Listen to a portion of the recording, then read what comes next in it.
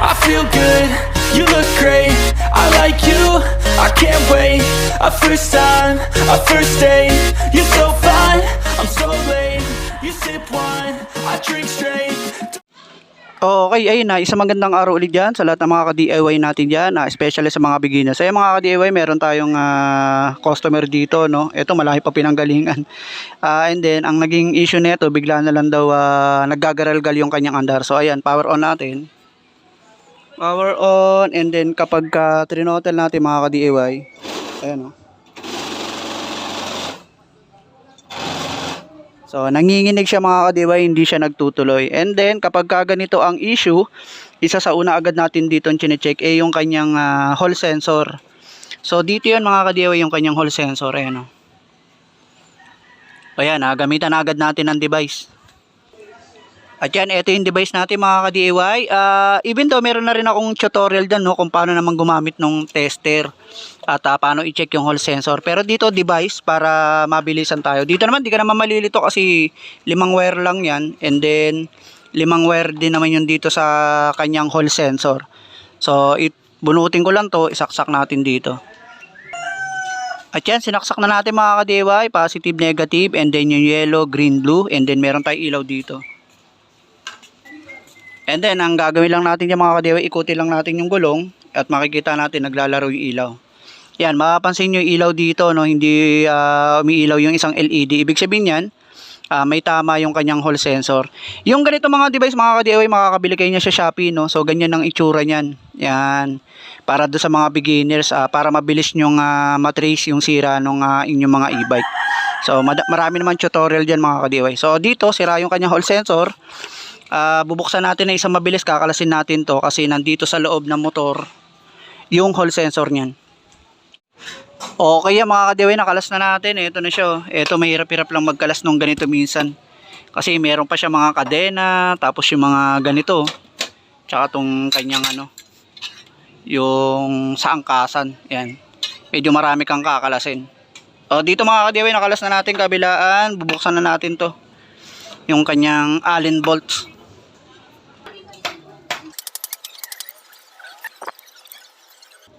Okay, natanggal na natin yung kanyang mga Allen bolts mga ka-DIY, and then ipupukpok natin to.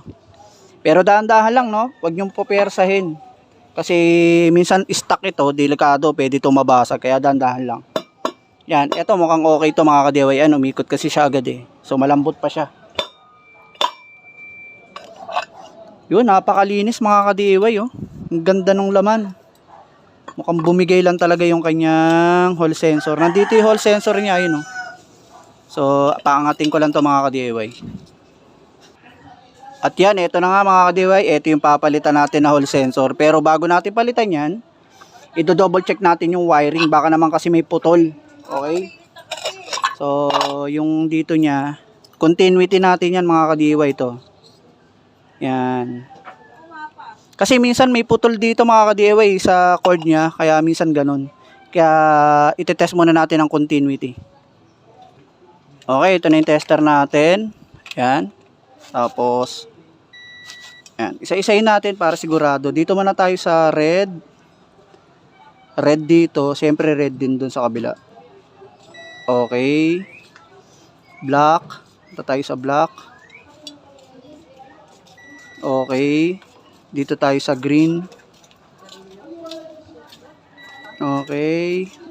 Blue. Dito tayo sa blue. Okay. And then, etong yellow. Ito kasing yellow, ito yung may palya-palya. Tingnan natin. Ayun, mga ka-DIY, oh. Ayun, may reading. Yun. So, ibig sabihin, walang putol sa mga wiring niya, lalo na dito sa yellow, blue, and green. Kasi may pagkakataon mga ka-DIY, may putol pala dito.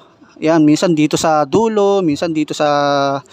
Kaya ginagamitan natin ng continuity. Ngayon, dito na-confirm na natin, sira talaga yung kanyang hall sensor. Kaya papalitan na lang natin na isang mabilis yan.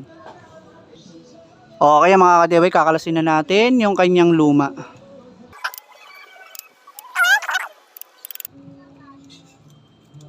Okay.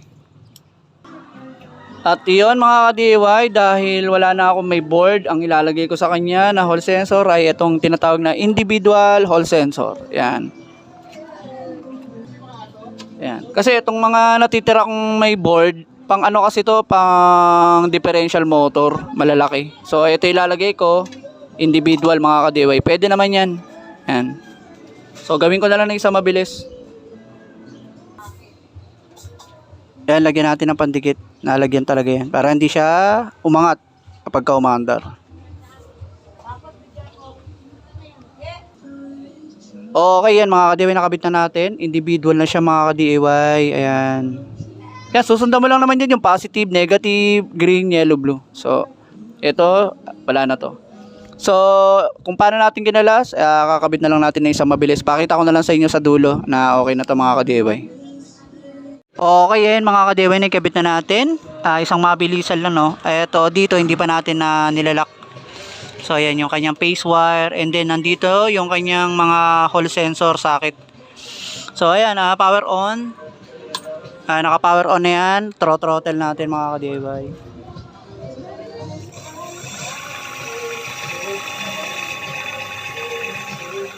Okay yan mga ka-DIY, napansin nyo dire-diretso na yung kanyang andar, hindi na siya nag-agaralgal. So ayun, ang pinakasira niya talaga ay yung hall sensor.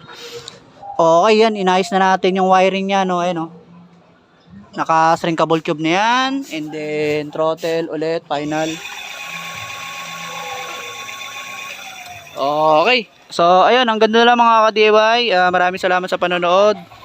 Thank you. Meron pa tayo dito, dalawa, ayun, no. Kakarating lang yan, dalawa. Check upin din natin yan. At yun, hanggang dito na lang. Thank you.